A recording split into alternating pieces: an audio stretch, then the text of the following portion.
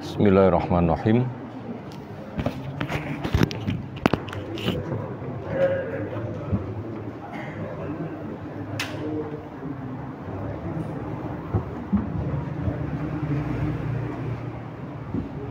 Assalamualaikum warahmatullahi wabarakatuh.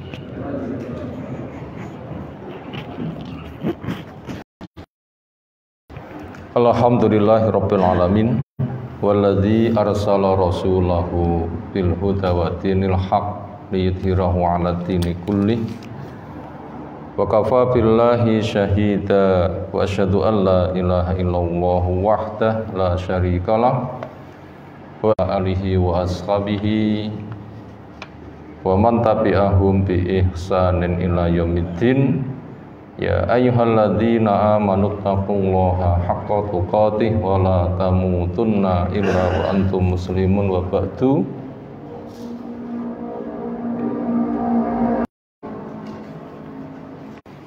Fa inna asdaqal hadisi kitabullah wa khairal hadyi hadyi Muhammadin sallallahu alaihi wasallam wa syarrul umuri muhdatsatuha fa inna kulla muhdatsatin bid'ah wa kulla bid'atin dhalalah wa kulla dhalalatin finnar. Ayyuhal ikhwah, azanallahu subhanahu wa ta'ala. Alhamdulillah kita diberikan umur yang panjang dan kenikmatan dunia yang paling nikmat apa itu? Diberikan umur panjang bisa mengisi dengan amal soleh. Ini nilai dunia yang paling nikmat. Karena orang yang sudah mati, apa yang diangen-angen, yang diinginkan? Pulangkan saya ke dunia akan beramal soleh. Itu yang sudah punya pengalaman mati atau info dari orang yang sudah ada di alam kubur. Makanya gunakan waktu sebaik-baiknya dan kita masih panjang umurnya. Dan berbagai macam amal soleh, insyaallah kita semangat terus.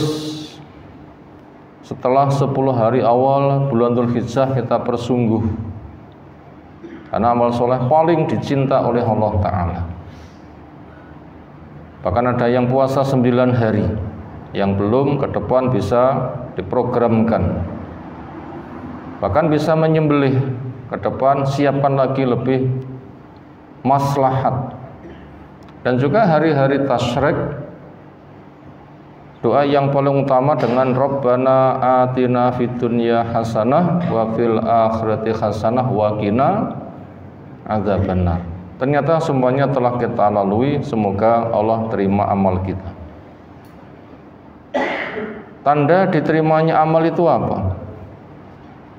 Satu, dia bahagia dengan taat dan berharap diterima.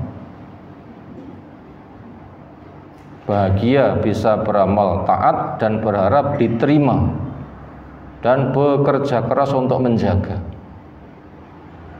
Tanda yang nomor 2, dia dimudahkan untuk beramal soleh berikut dan berikutnya.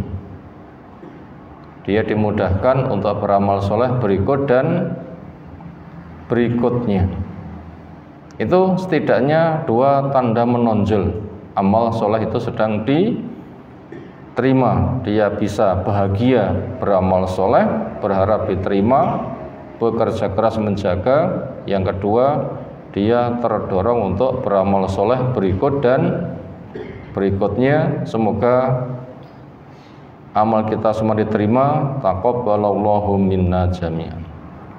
Ayat-ayat yang kita kaji kelanjutan dari surah Al-Qamar, ayat ke-33 sampai 40, insyaallah jatah kajian kita di malam hari ini.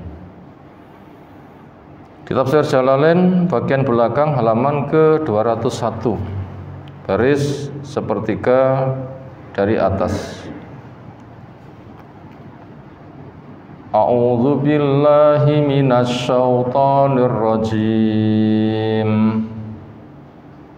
Kadzabat qaumu Lutin bin nuzur Inna arsalna alaihim hasiban illa ala Lut najjaynahum bisahar nikmatam min indina kadzalika najzi man syakar kadzalika najzi man syakar walaqad anzarahum batasyatana fatamaru bin nuzur walaqad rawatuhu an dhaifihi fatamasna a'yunahum fazuqu azabi wa nuzur walaqad sabbahahum bukratan azabum mustaqir fazuqu azabi wa nuzur walaqad yassarna al-qur'ana lidzikr fahal mim muddakir.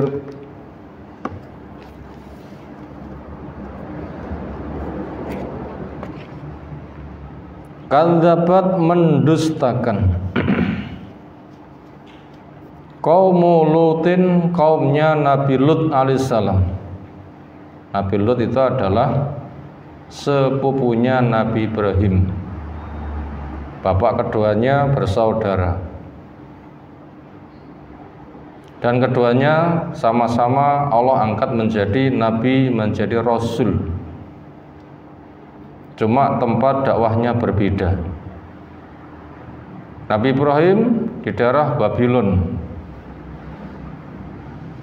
termasuk juga wilayahnya Syam, termasuk juga yang membangun Masjidil Haram bersama Nabi Ismail.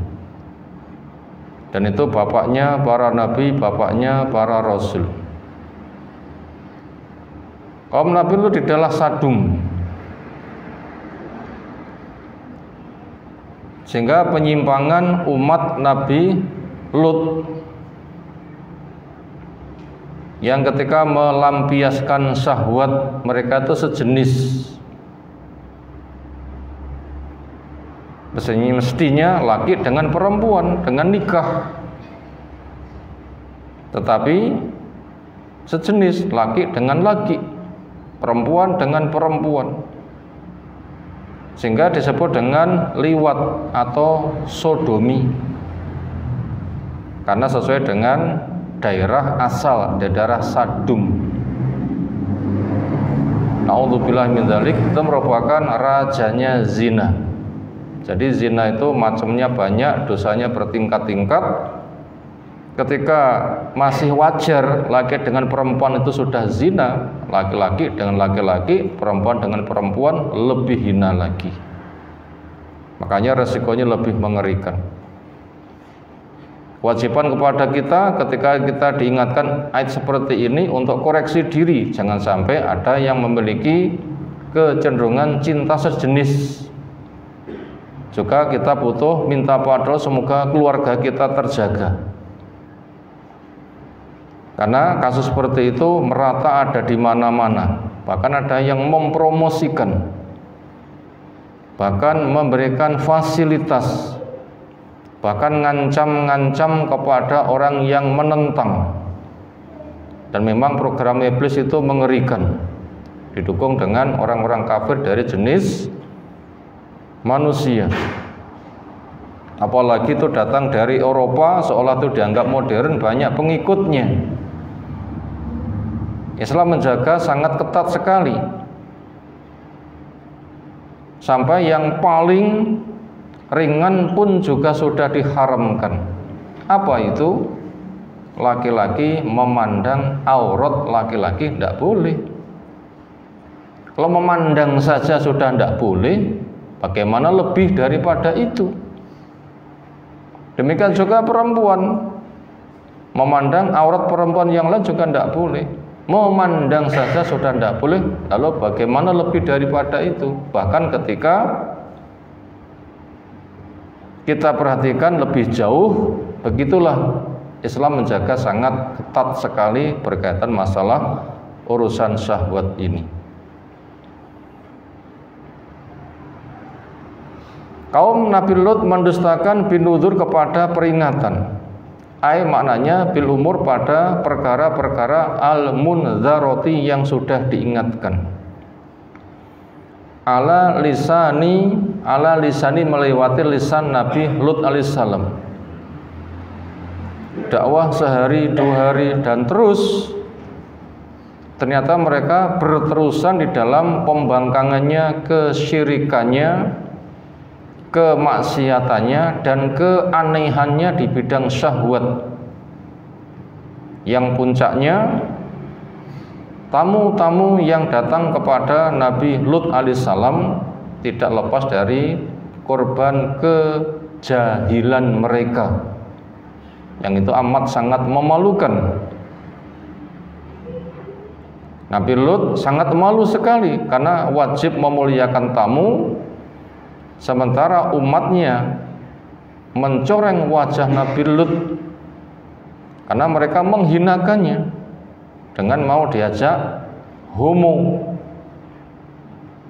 Ini kan mengerikan sekali. Maka akhirnya mereka pantas untuk dihancurkan.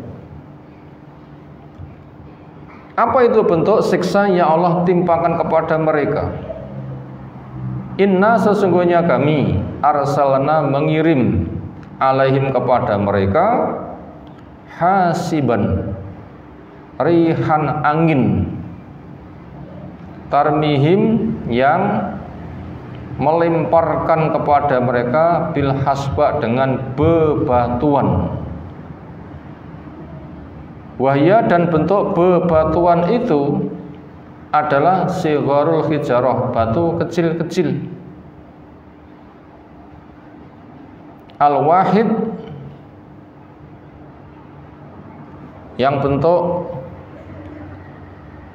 satu persatu dari batu itu duna mil'il kaf, yaitu lebih kecil dari genggaman tangan, lebih kecil daripada genggaman tangan. Kenapa ini dikatakan kecil-kecil? Karena kita baru cerita umat Nabi Hud. Gimana kekuatannya? Luar biasa, batu-batu gede-gede. Bahasa kita kelasnya kebu itu diangkat dengan ringan untuk dilemparkan musuh KO. Kalau kita baru cerita batu sak gede-gede kayak begitu, sekarang cerita batu hanya sekapal, berarti kan termasuk kelasnya apa? Kecil. Ini memberitahu kepada kita ketika orang itu merajam orang zina, ketika datang di depan hakim semuanya telah terpenuhi untuk ditegakkan hukuman pezina dengan dirajam, batu untuk melempari, ya batu kelasnya lebih kecil dari genggaman tangan. Dan ternyata yang menimpa kepada umat Nabi Lut ya batu semisal itu. Untuk melempari kepada pezina gitu model batunya. Fahalaku maka akhirnya mereka hancur. Illa kecuali ala Lutin, keluarga Nabi Lut yang tidak dihancurkan. Wahum dan mereka ibnatahu, 2 anak perempuannya ma'hu bersamanya. Jadi tidak banyak. Istrinya nggak katut. Karena ketika diajak untuk segera mengungsi, subuh hampir dekat, segera keluar, jangan sampai ada yang noleh. Ternyata istri Nabi Lut noleh ke belakang. Begitu melihat umat dihancurkan, kemudian dia histeris, wahai kaumku, kasihan kamu, kejar batu dia, hanya ikut hancur bersama mereka. Yang mulus selamat adalah 2 anak perempuannya. Ini keterangan yang ada di tafsir Jalalain. Tapi ala Lutin ini dibikin nakirah, tentunya 2 anak perempuannya diantaranya dari keluarganya. Tentunya juga ada yang lain-lain. Karena ala Lut itu nakirah, menunjukkan masih umum. Berarti lumayan banyak dari keluarganya. Keluarga senasab atau seiman. Najainahum, mereka kami selamatkan bi sahar, di waktu sahur. Lafaz sahar minal ashar, diambil dari kata ashar. Maknanya waktu subuhi, waktu subuh, min yamin dari suatu hari, ghairi muayyan yang enggak disebutkan hari apa. Walau urida andaikan yang dimaui min yaumin muayyan, hari yang ditetapkan, lamunia as-sarfu maka enggak boleh untuk ditanwin bisaharin. Itu kalau ma'rifat enggak boleh ada tanwin sebagai tanda nakirah. Li'anahu karena enggak boleh ditanwin itu adalah ma'rifatun, isim yang ma'rifat, ma'dulun yang difungsikan menjadi kata pengganti minas sahar. Lek ma'rifat berbunyi as-sahar, lek nakira min sahar. Li'anna haqqahu karena haknya ayus ta'mala fil ma'rifah untuk digunakan pada isim yang masuk kategori ma'rifat itu bi'al. Maka bisahar itu nakirah bukan ma'rifat. Itu subuh hari apa enggak dijelaskan. Kalau begitu bisa terjadi sewaktu-waktu. Artinya waktunya enggak ditetapkan, tahunnya, berarti ini juga mencakup pada semua makhluk. Siapa-siapa yang melakukan hal seperti itu akan mendapatkan hal yang sama. Maka termasuk jalan keselamatan, gunakan mendekat kepada Allah terutama di waktu sahur, karena fadilahnya sangat besar. Dengan keagungannya Allah turun ke langit dunia, jangan ditanyakan seperti apa, yang fungsinya Allah memberikan ajang jembar, minta diberi, doa dikabulkan, minta ampun diampuni. Nah ini gunakan sebaik-baiknya.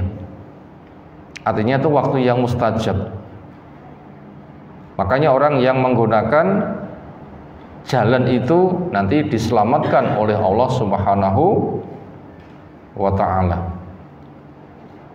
Tapi orang itu apabila tenggelam dengan kenikmatan dunia, waktu seperti itu malah digunakan untuk memulaskan tidurnya. Mungkin mereka berzina sampai jam 12, sampai jam 1. Ini kira-kira jam 3, setengah 4 untuk apa waktunya? Pulas, bangun-bangun jam 7. Makanya itu tanda-tanda orang yang tidak mendapatkan berkah, yaitu waktu berkah dia tidak memanfaatkan. Tanda-tanda orang tidak mendapatkan berkah apa?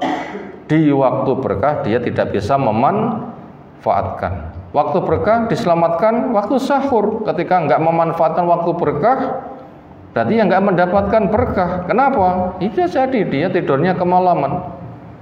Makanya ngobrol tidur sebelum isya itu dibenci, ngobrol tanpa fungsi sesudah isya itu juga dibenci. Artinya ketika punya masalah selesaikan sampai isya, ketika sudah sholat isya segera istirahat, sehingga nanti di sepertiga malam yang akhir bisa menyambut waktu berkah. Tapi kalau orang itu tukang maksiat, ya terus sampai jam 1, jam 2 begadang malam dengan aneka ragam kemaksiatannya, di waktu berkah mereka malah pulas. Padahal orang yang diselamatkan itu ketika menyelamatkan diri di waktu berkah, yaitu waktu sahur mendekati subuh. Nah ini supaya kita bisa membedakan dengan orang yang tidak mendapatkan berkah. Semoga kita termasuk orang-orang yang mendapatkan keberkahan, diselamatkan di waktu sahur. Wahal ursila al-hasibu ala alilut, wahal dan apakah ursila juga dikirim al-hasibu, angin yang menerbakan batu itu ala alilutin kepada keluarga Nabi Lut awalan pertama kali. Jadi keluarga Nabi Lut apakah juga termasuk yang mendapatkan kiriman batu, cuma diselamatkan? Kaulan ada dua jawaban, ada dua pendapat. Wa ubiro anil istisna, dan yang bisa diambil pelajaran dari lafaz pengecualian. Kami timpakan siksa kecuali keluarga Nabi Lut. Alal awal, atas makna yang pertama, bi annahu mutasilun, itu juga mengena, cuma diselamatkan. Jadi mendapatkan kiriman batu juga, cuma nggak mengena, nggak menimpa. Nah begitu. Kenapa dikirimkan kecuali, artinya ketika kiriman tiba tidak menimpa kepada dia. Walasani, dan mana yang kedua, bi'annahu munqati, itu memang terputus. Terputus artinya memang tidak tertimpa, karena diberitahu segera lari, ini mendekati subuh. Bila kamu nanti sudah keluar, baru nanti akan dikirim. Berarti terputus antara sudah selamatnya keluarga, ketika sudah jauh baru batu dikirimkannya, itu tidak sambung. Wallahu a'lam. Wa in kana minal jinsi tamassuhan, dan apabila keluarga Nabi Lut termasuk jenis, yaitu jenis kaum yang dihancurkan, tapi nggak mengena, nggak menimpa, nggak kena batu, itu karena memang Allah memberikan toleransi, artinya memang mereka itu diselamatkan. Apapun pembahasannya, yang jelas orang yang beriman itu diselamatkan. Catatannya, jangan berbetah-betah berada di tengah-tengah orang kafir. Makanya kewajiban hijrah itu harus, karena orang akan terbawa oleh lingkungan. Kalau tidak pergi maka wajib bertahan. Kalau tidak bisa bertahan harus hijrah. Jadi orang yang berada pada lingkungan nggak baik, bila dia bisa bertahan, bisa mempengaruhi, tegar mentalnya kayak Nabi, silahkan tidak pergi. Tapi apabila terbawa harus hijrah. Bila terbawa harus hijrah. Karena memang kita diperintah lari dari bahaya. Nah begitu. Nikmatam min indina, selamatnya keluarga Nabi Lut itu merupakan kenikmatan yang turun dari sisi kami. Lafaz nikmatan itu masdar, punya mana in'aman, memang Allah mencurahkan nikmat kepada keluarga Nabi Lut dengan diselamatkan, nggak tertimpa batu. Yang nikmat itu datang min indina, dari sisi kami. Kadzalika, begitulah. Misla dzalikal jaza, semisal balasan itu, najazi ma syakar, kami beri balasan kepada orang yang bersyukur. Jadi orang yang bersyukur entah di zaman Nabi Lut atau orang bersyukur kapan saja, termasuk zaman sekarang, maka mereka berhak untuk mendapatkan nikmat. An'amna, yang kami berikan nikmat. Siapa orang yang bersyukur itu? Wahwa mu'minun, orang yang beriman. Man amana billahi wa rasulihi, atau orang yang beriman pada Allah dan juga kepada Rasulnya, wa ata'ahuma, dan mentaati kepada keduanya. Tema pembahasan iman itu sudah terlalu sering kita sampaikan, karena kita pun juga terlalu sering mengkaji ayat yang kita urai berulang-ulang dari panggilan ya ayyuhalladzina amanu, maka kepada mereka yang beriman itu nanti akan diselamatkan kapanpun dimanapun. Maka ini pegangi dengan baik. Walaqad andzarahum, dan sungguh Nabi Lut telah menyampaikan peringatan kepada mereka. Khawwafahum, menakut-nakuti kepada mereka. Lutun, Nabi Lut, batsyatana, akan tamparan kami. Akhdhatana, tindakan kami, iyahum, kepada mereka, bil adab, dengan siksaan. Kami tampar, artinya kami tindak mereka dengan siksa, karena membangkang setelah tegak hujah, mereka membangkang, bahkan malah nantang. Dan itu sudah disampaikan berulang-ulang, sehingga Allah tidak menghukum mereka sebelum diberikan nasihat. Tetapi Allah menghukum kepada mereka ketika nasihat disampaikan berulang, mereka membangkang bahkan nantang, itu baru kena hukuman. Dan kita telah mempelajari nama-nama Allah, ada Al-Halim, ada Ar-Rahim, ada Ar-Rasyid. Al-Halim itu Allah enggak terpancing emosi. Ar-Rahim, Allah tidak gampang menghukum. Ar-Rasyid, Allah selalu membimbing. Setelah manusia mendapatkan halimnya Allah, mereka maksiat, Allah tidak terpancing emosi. Mereka salah, tidak segera dihukum. Mereka membangkang, masih diberikan waktu untuk mendapatkan bimbingan. Ternyata waktunya habis, mereka tetap nggak beriman. Nah, baru kena hukuman. Yang jelas, suatu kaum mereka kena hukuman itu setelah diperingatkan berulang, mereka membangkang, baru kena hukuman. Maka di sini dikatakan Nabi Lut telah banyak memberikan peringatan kepada mereka akan pembangkang nanti akan disiksa. Lalu bagaimana sikap mereka menghadapi peringatan itu? Fatamaru, ketwazan tafa'ala, ya tafa'alu. Berarti mereka itu membangkang dan bekerja sama untuk mengadakan pembangkangan. Lapan wazat tafa'al itu ada memiliki makna saling. Itu teori sorofnya, memiliki makna apa? Saling. Tadoroba Muhammad fulanun wa fulanun, saling pukul fulan dan fulan. Si A memukul B, B memukul A, akhirnya bergantian, masing-masing pengen memukul dan menjatuhkan.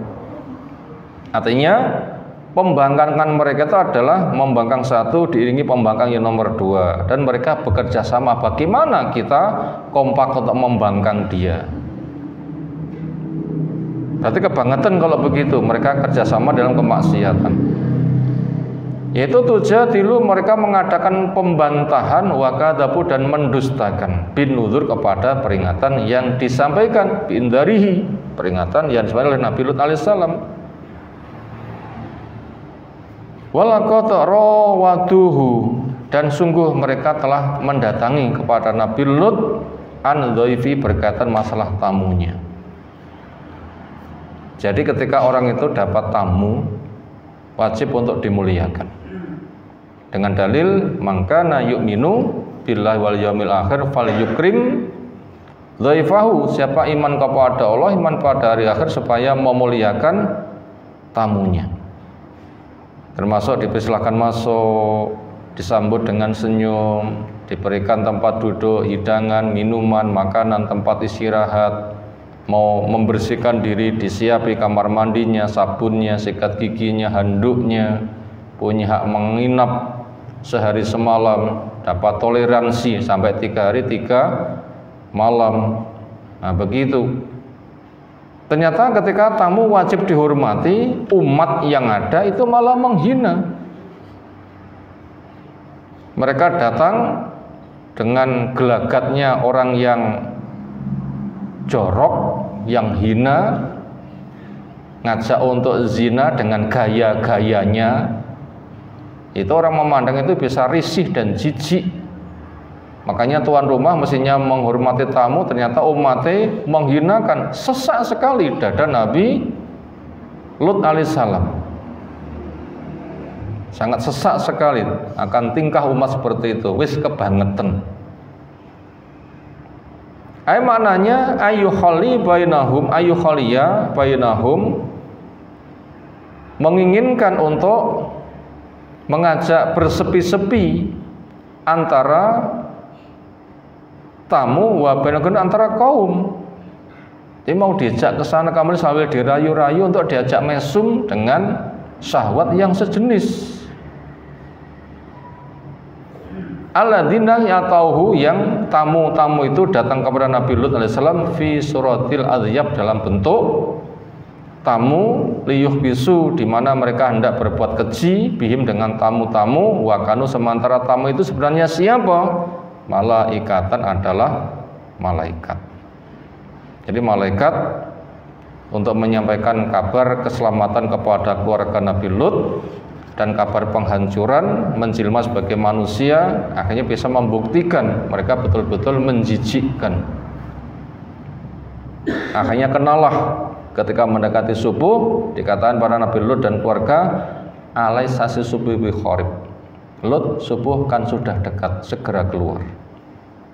Begitu sudah keluar, mereka kena hukuman. Fatamasna, maka kami tampar ayunahum, mata mereka. Artinya akmaina, kami bikin buta. Wajalna, dan kami jadikan matanya bila syakin, tanpa ada belahan. Kabakil wajah, seperti sisa wajah. Di wajah kita yang ada belahannya apa? Belahan mata, ya. Belahan mulut, ya.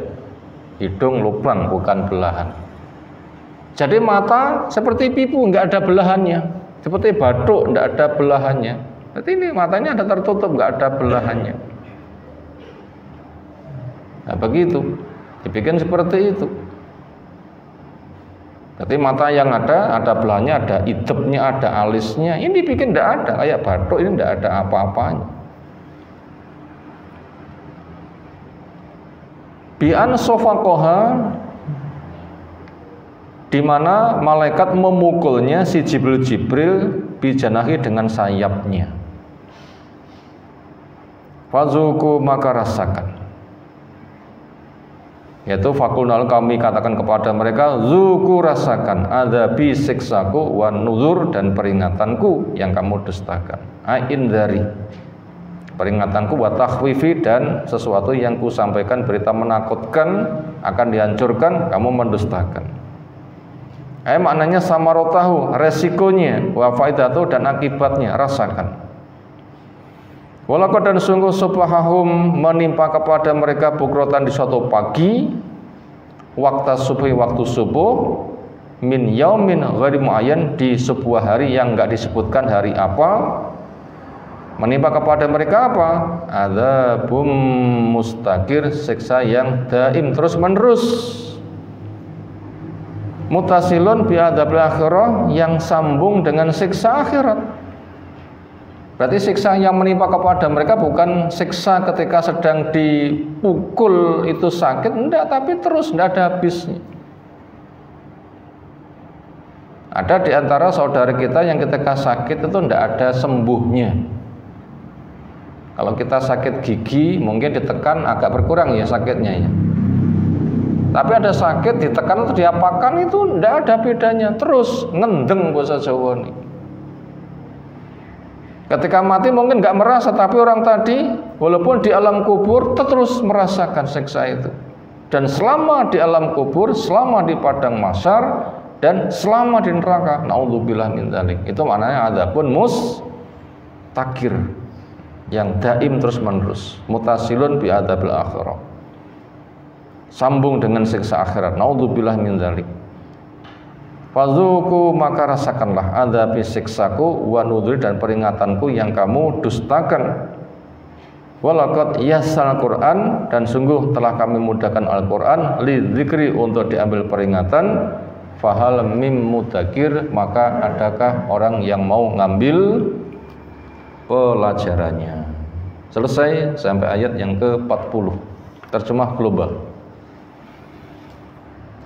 Kaumnya Nabi Lut menyampaikan nasihat, dakwah, pengajaran yang disampaikan Nabi Lut alaihissalam. Karena kebangetan, mereka nggak bisa diambil kebaikannya, bahkan terus dan nantang-nantang, disiksa dengan dikirimkan angin yang membawa bebatuan. Dengan bumi diangkat, dibalik, kemudian dijatuhi batu. Kecuali kalau Nabi Lut, kami selamatkan dia di waktu sahur sebagai nikmat dari kami. Begitulah siapa-siapa yang mau syukur nanti akan dijaga, ditolong, diberi nikmat oleh Allah Ta'ala. Dan sungguh Nabi Lut telah memberikan peringatan kepada mereka, kufur itu akan dihancurkan, tapi mereka terus membangkang dengan peringatan yang ada. Bahkan mereka pun juga sangat memalukan dengan mendatangi Nabi Lut untuk menghinakan tamu-tamunya, untuk diajak homo. Maka Jibril memukul mereka dengan mata dibikin buta. Rasakan siksaku dan peringatan yang kamu dustakan. Dan sungguh menimpa kepada mereka di suatu pagi siksa yang bersifat terus maka rasakan sisaku dan peringatanku. Sungguh kami telah jadikan Al-Quran dimudahkan untuk diambil pelajaran, maka adakah orang yang mau mengambil pelajaran? Sekarang kita masuk kepada rangkuman. Mau dicatat silahkan. 1. Besarnya nikmat Allah. Besarnya nikmat Allah dengan bukti mengalirnya nasihat. Dengan bukti mengalirnya nasihat. Nasihat itu mengalir, tidak pernah putus. Saya ulang, besarnya nikmat Allah dengan mengalirnya nasihat. Sewaktu-waktu orang ingin baik, sewaktu-waktu orang ingin baik, sudah ada jalan keluarnya. Sewaktu-waktu orang ingin baik, sudah ada jalan keluarnya. Titik. Itu tadi nomor 1. Kita ulang, besarnya nikmat Allah dengan mengalirnya nasihat. Sewaktu-waktu orang ingin baik, sudah tersedia jalan keluarnya. Artinya apa? Artinya kisah yang disuguhkan kepada kita sejak dari awal kita kaji surah Al-Qamar, ini kisah nomor berapa ini? Nomor 4 ya.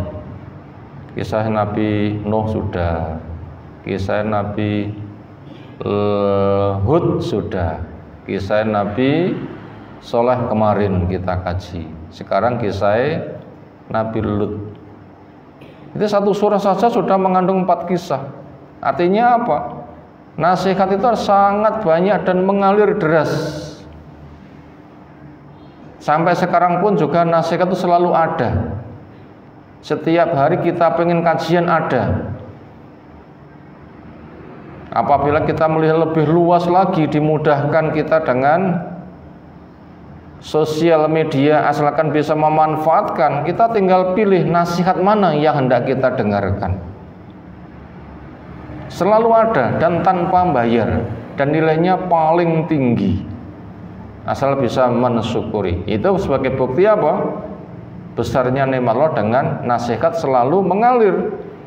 Bila sudah kayak begitu, siapa-siapa ingin baik itu mudah. Ibaratnya sungai mengalir, orang itu kotor, sudah tersedia air, nyemplung maklung, mandi bersih. Saya jelek, saya ingin jadi orang baik. Siapa ya orang baik? Loh, tekonya masjid kono. Nek kono ki ngene ngaji. Kamu nanti bisa ketemu orangnya minta nasihat. Si A, si B, si D bisa memberikan nasihat kepada kamu. Seperti air mengalir, kamu pengen mandi sewaktu-waktu selalu ada. Gitulah besarnya nikmat Allah, nasihat itu selalu ada. Dan nasihat lebih mahal daripada air. Nggak ada air mati, selesai. Nggak ada nasihat, oh bisa neraka selama-lamanya. Nomor 2, mukjizat Nabi kita. Mukjizat Nabi kita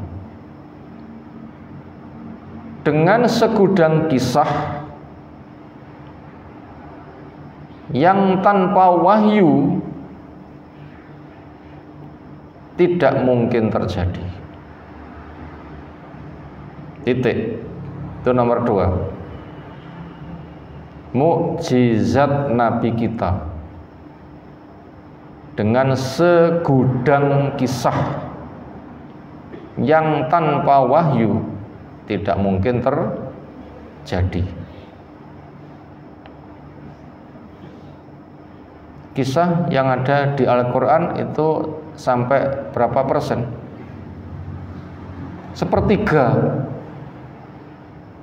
Kalau kita kalkulasi Quran 30 juz itu bisa jadi sing 10 juz khusus mengangkat tentang apa? Kisah. Berapa itu jumlahnya? Oh, enggak karu-karuan. Enggak karu-karuan. Banyak sekali. Sementara Nabi kita bukan ahli sejarah, bukan penyelidik, nggak berguru kepada Yahudi yang sudah belajar kisah, tapi Nabi kita kok kisahnya lebih banyak. Ini merupakan mukjizat, tanda kenabian kita kalau Nabi kita betul-betul seorang Nabi. Kenapa? Itu semua tidak mungkin terjadi kecuali karena adanya wahyu. Tadi pelajaran nomor 2. Nomor 3, super waspada akan bahayanya LGBT.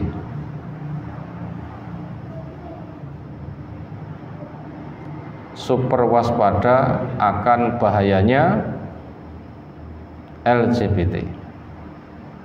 Apa itu? Yang gampang saja, syahwat sejenis. Sebenarnya itu luas sebenarnya. Yang mudah saja untuk diingat apa? Syahwat sejenis, laki-laki memancarkan sperma dengan laki-laki, perempuan memancarkan sperma juga dengan perempuan. Itu namanya syahwat sejenis. Laki-laki dan laki namanya homo, perempuan dengan perempuan namanya lesbi. Dikatakan di sini super waspada akan bahayanya syahwat sejenis. Pelampiasan syahwat yang tidak normal itu adalah pelampiasan syahwat yang tidak normal. Ketika tegak hujjah, mereka terus membantah. Ketika telah tegak hujjah, telah tegak dakwah, telah tegak nasihat, telah tegak peringatan, mereka terus membantah. Maka akan berisiko paling mengerikan. Maka akan berisiko paling mengerikan, yaitu siksa dunia sambung dengan siksa akhirat. Yaitu siksa dunia sambung dengan siksa akhirat.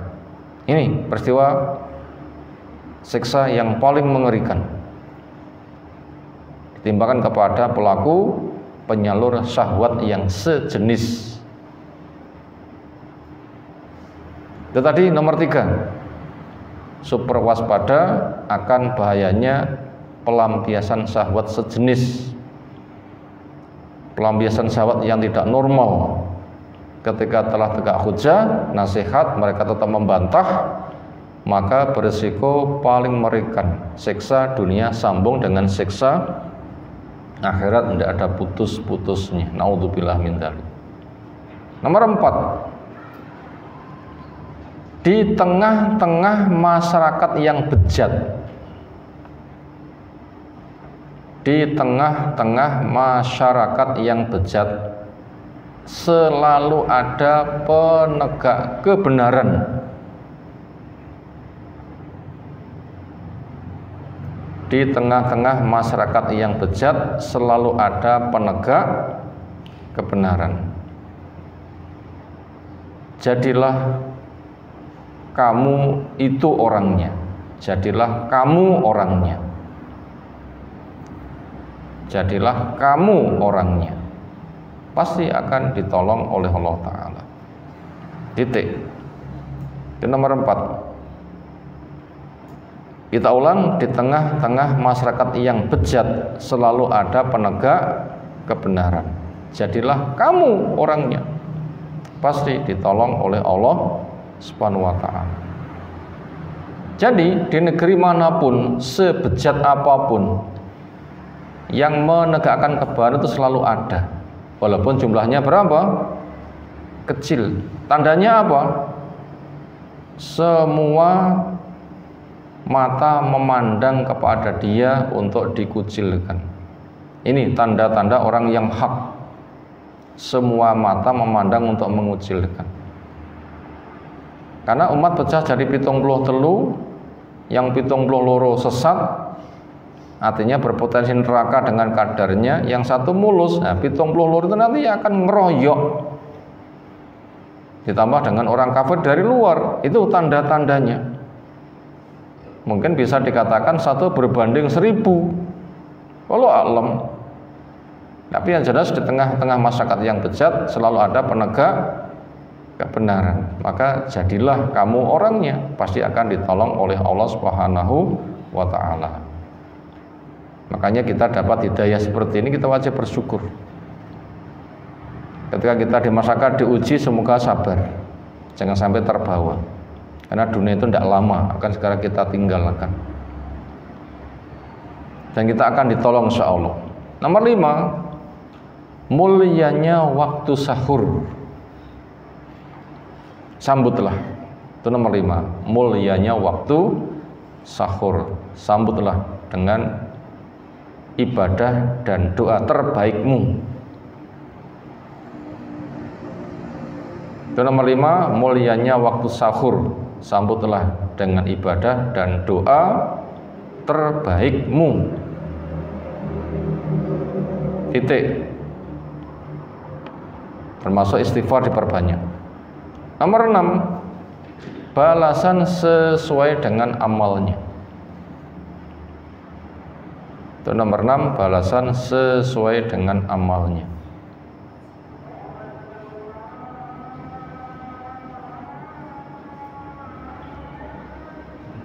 Artinya zina ya dengan batu. Kenapa?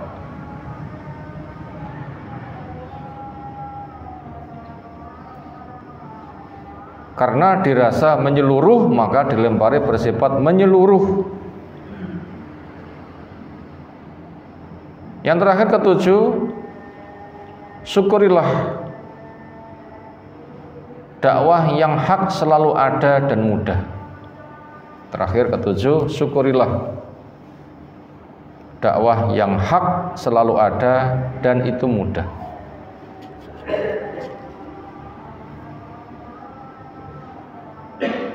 Dan itu kita bisa buktikan, dakwah yang hak. Semoga kita termasuk dakwah yang hak. Itu selalu ada. Kita bisa mengikuti kajiannya bukan sebatas ketika hadir, ketika pulang kita bisa putar kembali. Dan itu mudah, nggak membutuhkan biaya. Fadilahnya besar, kita tidak bisa menghitung. Bab itu akan membuat tentram karena zikir.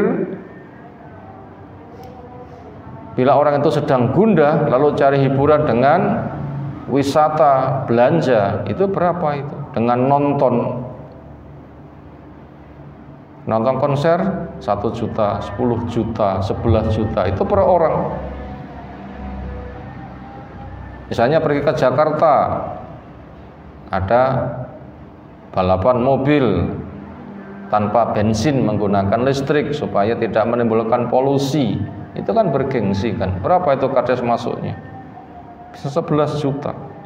Lalu fadilahnya apa? Dengan berhamburnya harta sedemikian rupa banyak. Sementara kita duduk di majelis ilmu tanpa biaya. Tapi ketika hati sudah kesentuh tentram, oh itu nilai kebahagiaannya nggak bisa dihitung. Makanya syukurilah, dakwah yang hak selalu ada dan itu dimudahkan oleh Allah Ta'ala.